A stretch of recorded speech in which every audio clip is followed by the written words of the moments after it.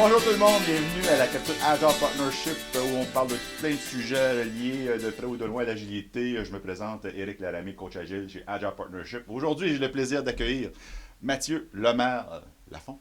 Oui. Merci d'avoir accepté l'invitation. Super, un plaisir pour moi, Eric. Le sujet aujourd'hui, ça va être super cool. C'est pour ça que je voulais t'inviter. Une fois de temps en temps, tu nous droppais des petits indices sur l'aventure à La Presse Plus.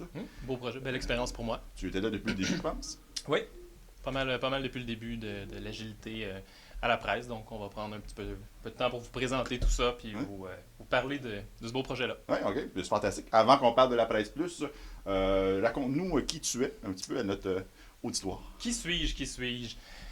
Toujours intéressé par l'informatique en général. Viens d'un background technique, passé par l'ingénierie logicielle.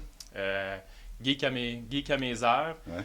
Tomber dans l'agilité, tomber dans le désir de rendre ce travail-là passionnant assez rapidement. Donc, mon parcours m'a mené vers des expériences de team lead, scrum master, coach, OK. faire grandir des équipes qui me mènent aujourd'hui à différents défis qui sont intéressants. Puis sur le projet de La Presse Plus, tu étais Scrum Master. Oui, j'étais Scrum Master sur le projet La Presse Plus. Dans le cadre de ce projet-là, on était plusieurs Scrum Masters. Tous les Scrum Masters pouvaient agir en tant que coach à différents niveaux. Donc, auprès de la direction, entre Scrum Master, avec les équipes, etc. Donc, c'était un mandat assez large. Ça m'a permis de me développer pas mal. Juste pour se placer un peu dans le temps, c'est quelle année ça environ quand ça a commencé? Oui, moi je suis arrivé à la presse en 2011 pour faire une petite preuve de concept de l'agilité. Il y avait déjà des choses qui se tramaient. L'annonce du iPad existait. La presse se disait « il y a quelque chose à faire là-dessus ». Donc, ne savait pas trop comment organiser ça, faire démarrer tout ça. C'est une plus petite équipe à ce moment-là. Donc, je suis embauché en mandat. À ce moment-là, j'étais dans une firme. Donc, on arrive avec notre équipe, puis on démontre que l'agilité, ça peut fonctionner. Ça a du sens. Qu'il y a moyen de construire des choses de façon itérative et incrémentale. Classique. Tout à fait. De bâtir une ambiance d'équipe, bâtir un knowledge d'équipe, rendre une équipe performante et puis intégrer même la business dans le processus de développement, la priorisation et tout ça. Donc, c'était quelqu'un à l'éditorial qui était PO à ce moment-là. Puis on a refait la portion du site web qui était auto. OK. Par contre, l'élément déclencheur qui m'a vraiment motivé à t'inviter ici aujourd'hui, c'est que tu m'as déjà dit que le projet, c'était pas un projet technologique. Oui, en fait, moi aussi, c'est quelque chose, là, à prime abord, qui m'a allumé énormément. C'est que oui, fondamentalement, il y a beaucoup de technologie derrière ça. Mais au sens plus large, c'est un projet qui est un changement d'entreprise totalement. Parce que, la presse, depuis 125 ans, je crois, produisait un journal papier. Avait commencé depuis une dizaine d'années, application mobile, site web, mais foncièrement, c'était pas une entreprise technologique. Et là, voyant que les revenus étaient en décroissance, le modèle papier est un petit peu moins croissance, devait faire un virage. Donc, qui dit virage d'entreprise, ça allait nécessiter changement des façons de faire à l'interne, réorganisation de l'éditorial, changement des processus au niveau de la pub. En fait, c'est un changement total de l'entreprise, changement au niveau des ventes. Maintenant, comment est-ce qu'on vend ça, comment est-ce qu'on monnaie tout ça. Donc, c'était un changement total d'entreprise. En fait, je pense que tous les étages du building ont été touchés, puis en fait, ont dû embrasser ce changement-là pour que ce soit un succès. Donc, c'est beaucoup plus qu'une gang de programmeurs dans un sous-sol. Puis, est-ce que les étages ont accueilli ça de façon bras ouverts ou un peu de résistance? Je pense que ça dépend. Chaque étage a été un cas différent. C'est sûr qu'il y a des gens qui ont été menacés par ça. Donc, voyant que ça changeait leur vie, certaines personnes plus réfractaires au changement que d'autres. D'autres étages qui ont embrassé ça quand même de façon beaucoup plus simple. Je pense entre autres aux ressources humaines qui rapidement sont venues nous aider, donner des petits guides de gestion de changement, participer avec nous à la transition pour montrer, nous donner des conseils comment encadrer la gestion de changement, même participer de façon activement là-dedans. Donc, avant de parler au niveau des étages, je dirais que c'est vraiment au niveau des individus. Certains individus se sont sentis menacés par ça. D'autres ont fait wow, c'est Oui. la voie de l'avenir. Éventuellement, c'est peut-être ce qui va sauver nos emplois ou simplement nous donner un petit kick, nous amener un challenge dans notre emploi. Donc, avant de parler des tâches, je parlerais plutôt d'individus OK. qui ont vécu ça OK. facilement ou plus difficilement. Donc, comme tu dis, c'est très large. Si on revient au niveau des équipes, au niveau ce qu'on appelle le développement logiciel proprement dit, quelle saveur d'agilité avez-vous utilisé? Oui, à la base, au niveau de la preuve de concept que j'avais faite sur l'agilité, c'était un Scrum classique, petite équipe, 8 personnes, Scrum Master, un PO. Très, très classique Scrum. Graduellement, l'agilité a grandi avec plusieurs équipes Scrum qu'il a fallu commencer à synchroniser parce que tout le monde travaille sur le même code base, tout le monde travaille sur le même projet dans le même but, doit être synchronisé. Faisiez-vous des Scrum de Scrum? Oui, exact. Tous les matins. Tous les matins? Oui, tous les matins Scrum de Scrum. Puis je te dirais que c'était fort utile. Okay. Certains matins moins que d'autres quand c'était difficile, mais oui, c'était fort utile.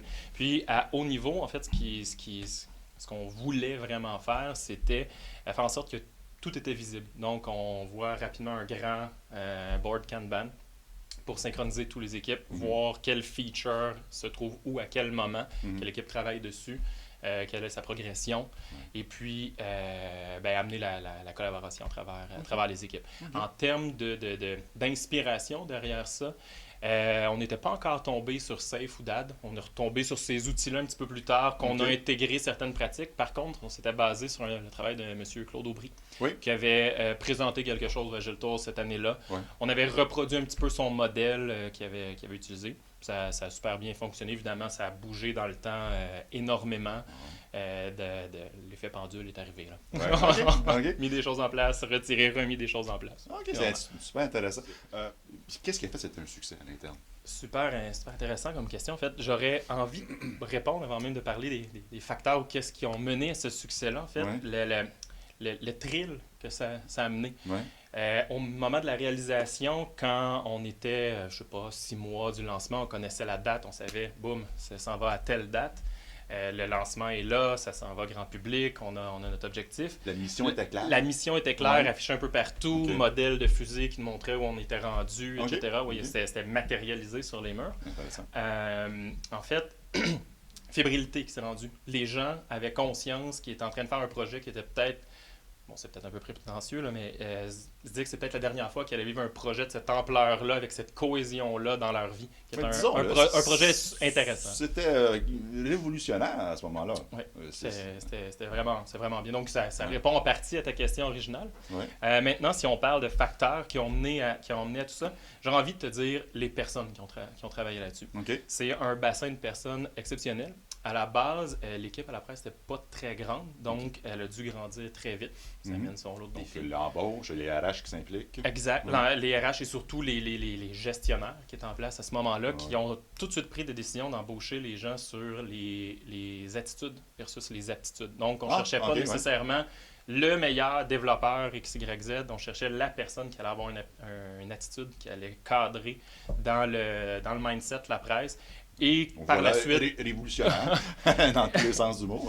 Et que par la suite, vu les forces qu'on avait déjà, on allait réussir à faire en sorte que ces personnes-là deviennent d'excellents développeurs et d'excellents intégrateurs, d'excellents designers, etc. On a eu la chance d'engager des gens qui avaient une attitude excellente et une aptitude excellente. Ça arrive, c'est des étoiles. C'est génial, mais c'est surtout de ce côté-là. Et puis, les gestionnaires avaient comme objectif d'amener de la vision, amener du contexte, constamment. Les boys, on est là. Ce qu'on veut faire, c'est la prochaine étape, c'est X. Ça va bien, ça va pas bien. La compagnie sont heureux, sont pas heureux. Donc, amener un maximum de contexte, le matérialiser puis le rendre visible constamment. Donc, je pense que ça a été, entre autres, des facteurs de succès importants. Évidemment, tout rose, ça n'existe pas. Effectivement. Tout en respectant ton NDA et puis la confidentialité. Il y a sûrement eu quelques défis, quelques obstacles, des éléments, certains gaspillages, un peu de latence, j'en passe. Ça n'arrive jamais. Spontanément, ce que j'aurais envie de t'exposer, en fait, c'est forcément les équipes ont fini par avoir, il y avait plusieurs équipes, on pouvait parler jusqu'à 6 équipes qui travaillaient simultanément sur un même code base. avoir certains bébés, certaines appartenances. Donc, OK, je vois. quand on commence à partager tout ça, puis c'est humain, c'est naturel, certaines guerres de clochers, j'aurais tendance à me rendre dans les détails jusqu'à certains niveaux de DOD qui ne sont pas identiques. Mais là, si je travaille dans ton code, tu travailles dans le mien, tu n'acceptes pas la même DOD, ça peut venir, peut venir chatouiller un petit peu. Donc ça, amener quelques gaspillages, c'est certain.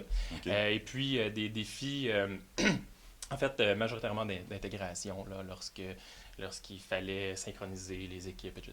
Là, c'est quand même assez important. Là, je pense au tout ce qui est pratique d'ingénierie agile. Est-ce que vous avez mis en place certaines pratiques telles que Test-Driven Development, je sais pas, ADD, Agile Modeling? En fait, dès le départ, les pratiques en fait, on va mettre en parenthèse le TDD quelques instants, mais vraiment de unit testing était très présente. Est-ce que c'était parfait? Loin de là. Mais quand même, c'était au cœur du projet. Puis rapidement, nos petites lacunes en termes de pratique d'ingénierie nous ont rattrapés. Donc, rapidement, on s'est rendu compte on avait besoin de gestion de release. Donc, on crée un rôle de release manager, quelqu'un qui vient jouer le chef d'orchestre là-dessus, qui nous synchronise un petit peu plus, parce qu'il faut commencer à déployer tout en même temps, au même cycle, au même rythme, etc. Avez-vous déployé à chaque itération? Oui, chaque itération. Des petits déploiements et ensuite, c'était pas un gros Big Bang à la fin nécessairement. Exact. C'est un déploiement à chaque itération sur les différents environnements. Ça a amené tout son lot de défis. Beaucoup de changements là-dessus, mais globalement, oui, c'était à chaque itération. Puis après ça, rapidement, ce qu'on s'est rendu compte aussi, c'est que c'est un code base énorme. Donc, en termes de testing de tout ça, c'est le fun, le unit testing, ça couvre pas tout. Donc, les tests d'acceptation automatisés via le Behavior Driven Development est arrivé. Des tests de charge automatisés, etc. Donc, il y a beaucoup d'encadrement et de contrôle de qualité qui sont ajoutés à l'entour de ça, parce qu'on se rendait compte qu'on tombait dans une logique où, éventuellement, si on continuait comme ça, il allait y avoir plus de QA que de développeurs. C'était pas soutenable. Vous avez mis en place des belles pratiques au niveau de l'agilité, Scrum, vous avez touché à Safe, Dan, et ainsi de suite. Est-ce que l'agilité s'est propagée ailleurs? Oui. Est-ce qu'il y a eu du développement itératif incrémental de solutions ailleurs dans la boîte? En fait, les premiers symptômes, les premières traces d'agilité un petit peu ailleurs, c'est vraiment dans l'organisation, la priorisation de chacun des features. En fait, c'était un changement organisationnel important. Donc, il y avait des features qui touchaient un petit peu à tout, à saveur plus ou moins techno. Et puis, il y avait une capacité de réaliser ces features-là fini. Donc, bien qu'il y avait un PO sur le projet comme tel, il fallait qu'il négocie avec chacun de ces intervenants-là à travers la compagnie.